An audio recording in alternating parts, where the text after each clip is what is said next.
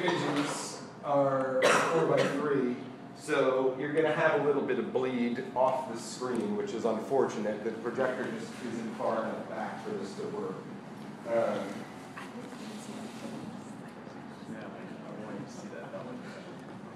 So we don't know the order, but so what I want is when we see the beginning, guys, listen. I'm gonna shine my light around.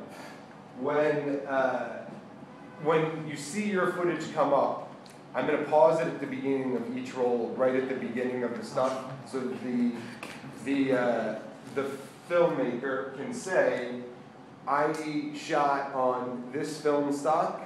Okay, that's basically what I want to know, so that I can look at it and understand what's going on. And so claim your film and tell me what film stock you shot on.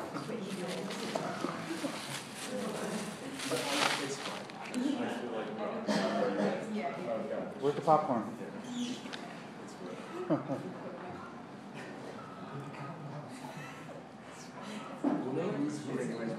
Black and white. Yeah. Yeah, so you'll notice mine right away. All right. On this one. Okay.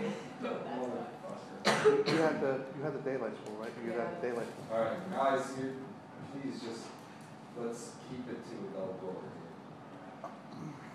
This projector is giving me a bit of a problem. We'll see if it fixes.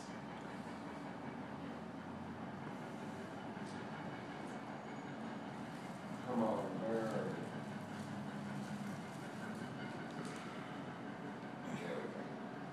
All right, so at the head of any tape that you get back from Color Lab, there's going to be bars and tone.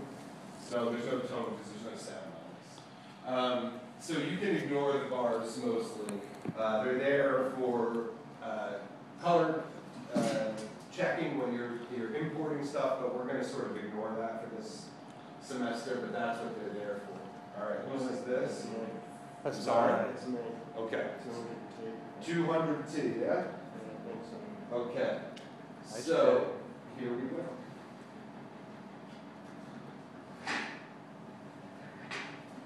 We got this sorted.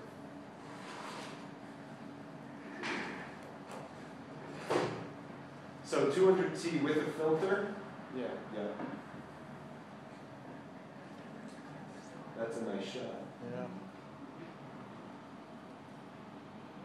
Switched lenses but didn't move your No, camera? I did. That's the. There's two jetties running along the channel. That Okay. was the other jet. Oh, okay.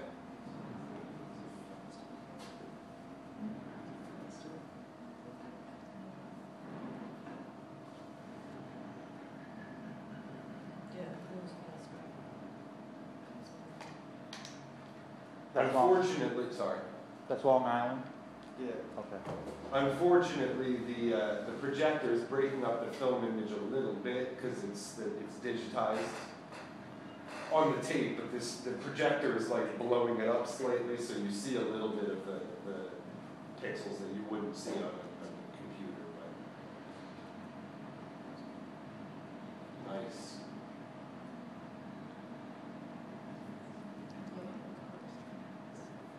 So the result that you're getting in a lot of these shots is not your fault at all, but the overcast sky, yes, is making it so that the light is very even. So even though there's a lot of nice depth to these shots, there's nothing that you can particularly do to increase the contrast of the day. There just isn't differences in light. Everything is very evenly lit. And we'll talk about that when I talk about lighting in a bit, but that's sort of what's going on here. Now that is weird. That was the camera slowing down at the end. No, I think I changed the films. Oh, okay.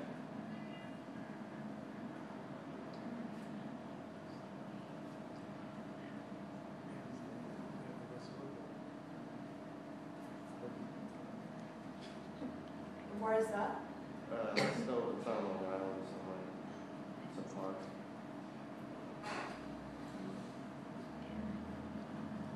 Was that a couple still frames? I think. It's a long time. Yeah.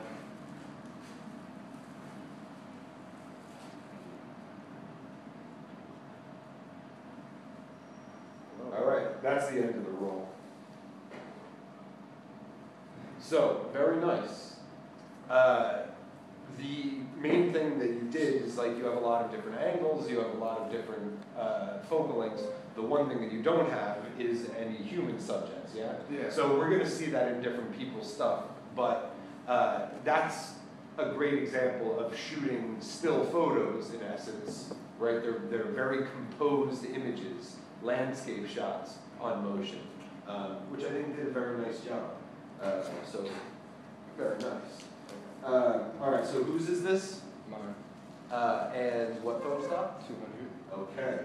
And it's also outside mostly? Okay. With a filter? No filter. No filter. Well, I think I use it for part of it, but not all of it. All right. I'm just curious to see what happens, so. Is this the tungsten film? Yeah. Okay. And that's why, see how her scarf is popping out there? And everything else is blue-ish, but kind of they brought back to a normal flesh tone, is because maybe it was shot without the filter, so they had to add a lot of orange to bring it back. It looks nice, very nice. The lighting. Shot this? The lighting changed in between. They got some more bright sun there. Yeah, I used the hot spot for that because the sun was just. Yeah, it's super bright, but it's looking very nice, and you can see that this, unlike Brian's, there's very bright sun, very distinct shadows, so the contrast is a lot higher. This is a little overexposed. See how those shadows are all bluish? That's all coming because of the filter. So the best one to use is 85. Yeah. And that would make those look a little bit more matte, like blackish. But it came out nice. I mean, they fixed it. They fixed it in the color correction. But it's a little bit. It might be a nice effect, honestly. It looks very good, but it's a little bit unrealistic in terms of the color palette because of what they have to do to fix it. But it's still, I like it. It looks good. Makes the yellows pop. When the It makes anything that's on the warm side pop out, and anything that's on the cool side desaturate to almost the same tonality. Sorry, one more time, it's because there was no filter. He did not shoot with the filter in, so So tungsten and daylight does whatever you just described, right? tungsten film under daylight conditions is going to be very, very blue. At Color Lab, they tried to add orange back in order to compensate for that, which gets you this kind of weird blue-orange mix, which is a little bit unrealistic. But it kind of is a nice, cool look sometimes. Cool meaning color temperature, not... Yeah, because you're right about the. Your focuses are all really good, by the way. I'm very impressed. As I say it, there was a little bit. But these are nice.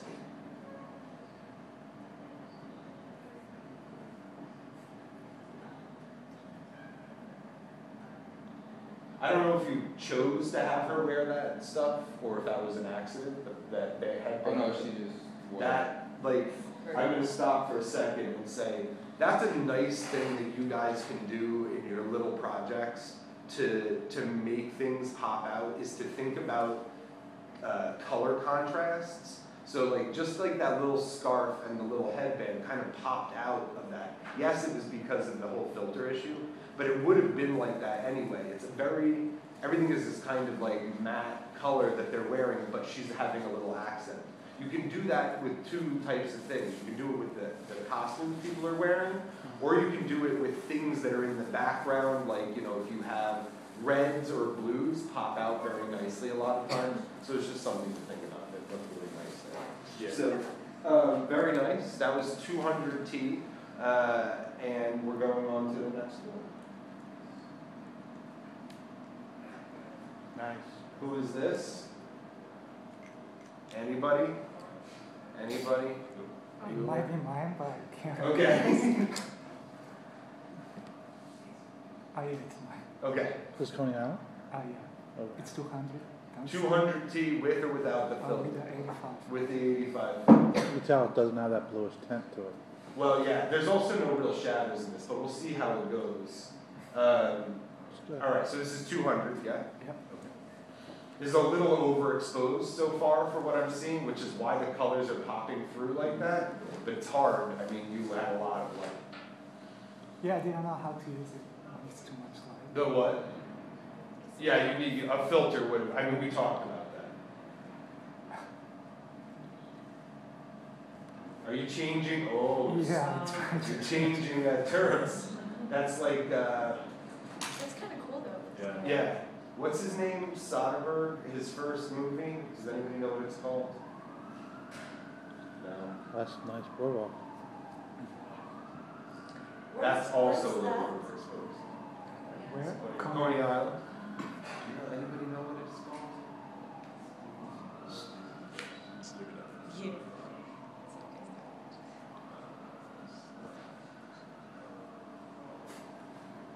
That was a good shot. Nice. That was a wide angle lens, yeah? Oh, yeah.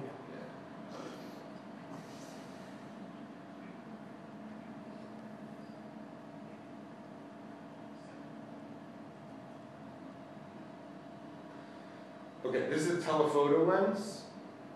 I think so. My Yeah. guess is it's a telephoto lens. And Sex if you lies. look at how he's got, I'm gonna pause it for a second. What? Sex lies and videotape? No, sorry, second, it's not, Instant, no.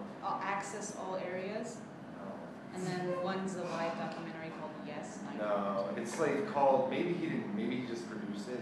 It's called like Schizopolis. Oh, See. I think it's called Schizopolis. I, Yep. get back to me when I pause it after this, but this, if you notice, you got a little more shape when you're doing the handheld. With a telephoto lens, it's gonna amplify your handheld shape. Because the longer the lens, the more compressed the space is, the more it's going to show, oh, that's nice. The more it's gonna show the shake of handheld.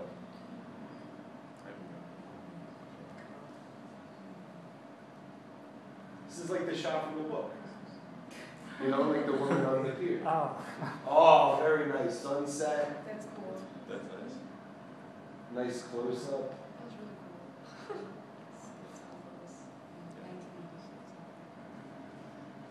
So the biggest problem that you were having, oh,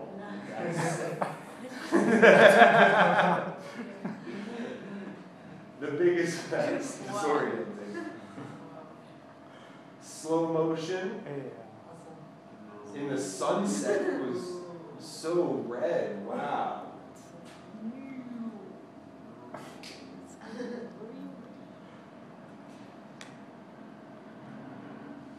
That was a mistake on the lab's part.